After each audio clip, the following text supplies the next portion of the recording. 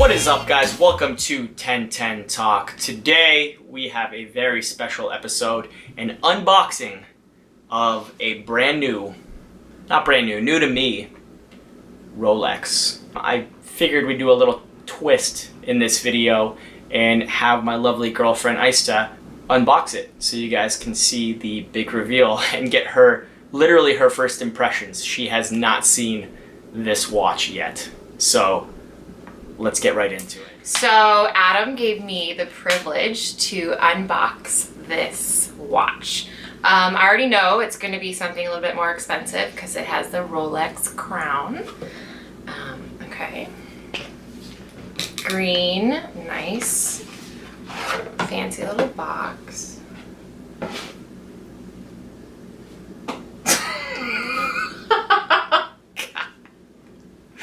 So, it is a Rolex, yes. I'm laughing because I hate it so much. I'm sorry, God. What does it say on it? What model is it? It says, hold on, the Oyster Perpetual Date Explorer 2. Okay. Explorer 2. Right. And reference 16570. 165. Isn't that our Wi-Fi password? No, wrong one. Okay, so the reason why I don't like it, number one, I hate that it's on a bracelet, but I know it should go on a bracelet because you're paying money for it, sure, whatever. It is a dive watch? Dive? It's actually not. But it looks like it. It looks a little bit like it. So, it doesn't have a dive bezel. You see it. You can't rotate it. Okay, well, I think that's like the only reason why you should ever get a dive watch. It's actually a spelunking. It's literally it's a cave watch. I'm not joking. The Explorer 2 is a cave watch. Who the heck goes spelunking? I know. Okay. I know. Okay, so there's no patina, so it's newer. Okay, if I look at the back, it is not skeleton. What is it called? I can't see anything. Fine. I don't even know what else to talk about it. I just don't like it. It looks like a Seiko. I know it's expensive. I think everything looks like a Seiko. Anything that has this big chunky bezel is just ugly. And okay, one positive is that if you have really hard eyesight or hard trouble seeing, the little bubble over the date really magnifies it. So I guess that's good. So from the Rolexes that I've owned, so I'll list them for you. The Pepsi, is that better than the Pepsi? So Pepsi is the... Remember the Pepsi? Purple, no, the blue and red. Blue and red, yeah, that I had. Yeah. Okay, that was a dive watch, right? No, it was a GMT watch. But it had a bezel. It had a bezel, and you technically could dive with it. Okay. Yeah. Okay, right. Look kind of like a Seiko. Right. Better or worse? Worse. Okay, so this one's better. No, this is worse. This is way worse. Okay, how about the smaller Rolex that I got? The head only. The grandpa one? No, the one that looked like a Timex with the 369. It was a lot smaller. Clearly, I don't even remember it, so it sucked. How much do you think that's worth? Okay, so my guess is this... Today, on the secondary market. On the You already know it's a Rolex, so you know it's going to be kind of expensive. So my guess is that it would be... It's a 2006, you said? 2006.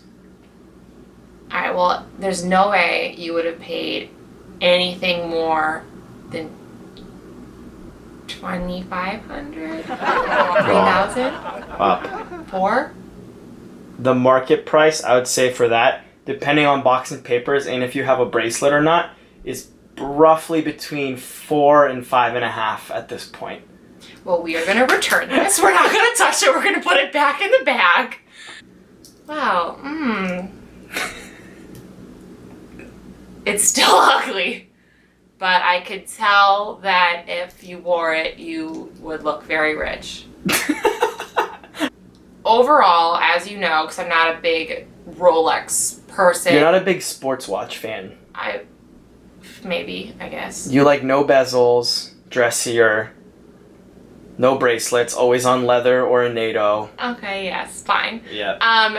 Other than that, it feels pretty good. Actually, I like the weight to it. It's not too heavy. I don't like the bezel. I don't like how it goes up to 24. I think that's really annoying. You didn't even notice. I did notice that. No, you didn't notice there's a fourth hand on there. Oh, this is for when you're traveling? Yeah. Oh, still, it's stupid. If you set the time, if you set the other hand, you're going to know where you set it, but you don't need to know what 24 hour of the day. Out of a 10, if you should buy it, I give this a 3, and I'm being generous just because I know a lot of people will give me some crap because it's supposedly, I guess, a good watch. So what's an 8 or a 9 from the watches that you know? Besides the Speedmaster, your favorite I of all time. love the Speedy, Panerized Speedy, and gotta love Movement. I'll give it a 3. Okay, sounds good. Great wrapping though, great presentation. I'll keep it. I'll keep it then, for sure. No. We're gonna auction this off to one lucky subscriber. Thanks guys, thanks for entertaining me, or letting me entertain you, I guess. Alright guys, so now you know what I finally got. I had a mass sell-off to get this. A good friend of mine, Josh, shout out to you Josh, offered this to me for a price that I couldn't really refuse. And with the Rolex sports model market just going absolutely crazy, you walk into any Rolex AD, you can't get a single sports watch right now. I figured this is one that I had wanted to try for a while. I was debating between the black dial and the Polar, 16570. And I ended up going with the black dial because I borrowed the Polar. I'll link that video in the description about a year ago. And I just wasn't a huge fan of the white dial. Decided to go and try out the black dial, and I absolutely love it. This is a 16570 from 2006. So it has solid end links. It has the no holes case. I got the full set here, box and papers. You guys can even see the hand tag on here as well. Stay tuned for a review. I'm gonna do an in-depth review on this and talk about this versus every other Rolex that I've owned in the past. This is actually the only Rolex that I have in my possession right now. It's kind of funny, I always have people at events coming up to me and asking me if I still own this watch or if I still have this watch. They'll Facebook message me.